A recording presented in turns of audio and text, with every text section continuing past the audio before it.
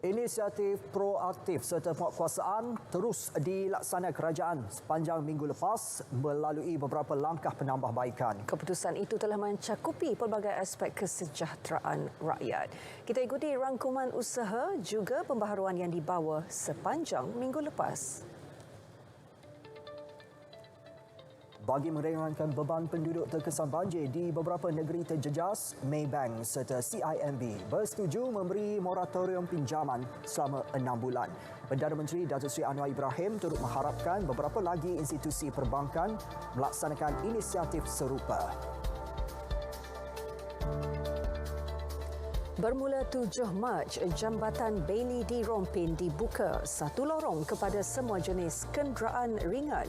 Jambatan sepanjang 42.67 meter ini dibina semula untuk memudahkan pergerakan penduduk selepas jalan utama runtuh 1 Mac lepas susulan hujan lebat berterusan.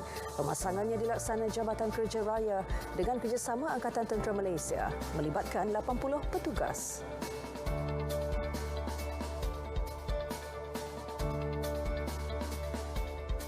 Estet padi berskala besar di Sabah dan Sarawak bakal dibangunkan sebagai jaminan sekuriti makanan negara juga membasmi petani berstatus miskin tegak.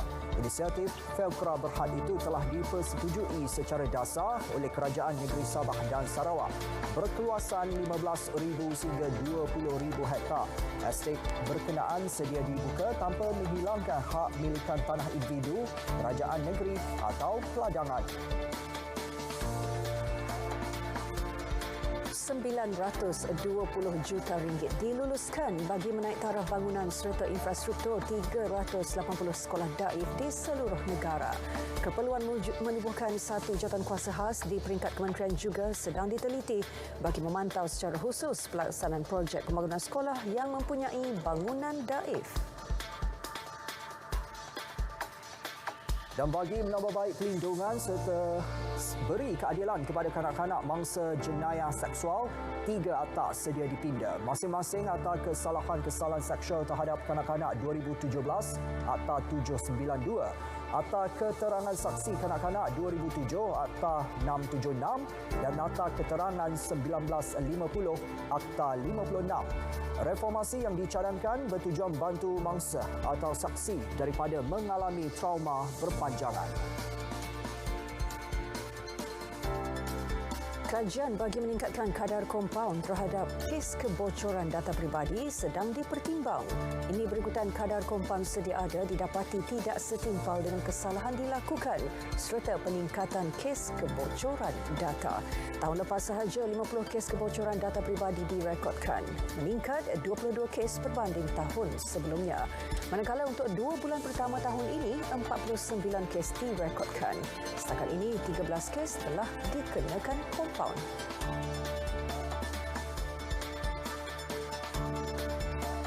Perbincangan antara Kementerian Pengangkutan dengan syarikat penerbangan untuk menyediakan tambang lebih murah kepada pelajar, terutama ke Sabah dan Sarawak, bakal dilaksanakan dengan menambah penyertaan syarikat penerbangan untuk sediakan pakej murah kepada pelajar.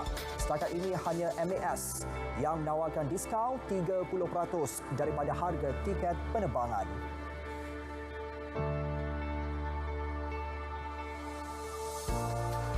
Seterusnya, AirAsia tawar 62 penerbangan tambahan untuk 11 laluan dengan tambang tetap sempena Aidilfitri. Tawaran melibatkan laluan antara Kuala Lumpur, Johor, Sabah dan Sarawak dengan tempahan dibuka sehingga hujung bulan depan. Tempoh perjalanan antara 19 hingga 21 April depan dan 28 hingga 30 April.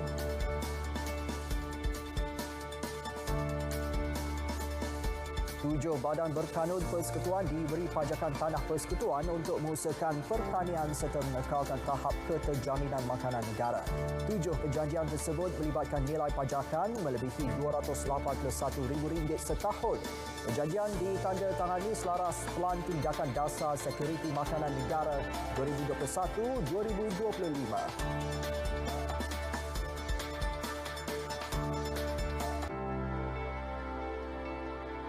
Dan akhir sekali, Kementerian Pembangunan Kerajaan Tempatan menyasarkan untuk mewujudkan 100 pusat kitar semula pandu lalu DTRC tahun ini.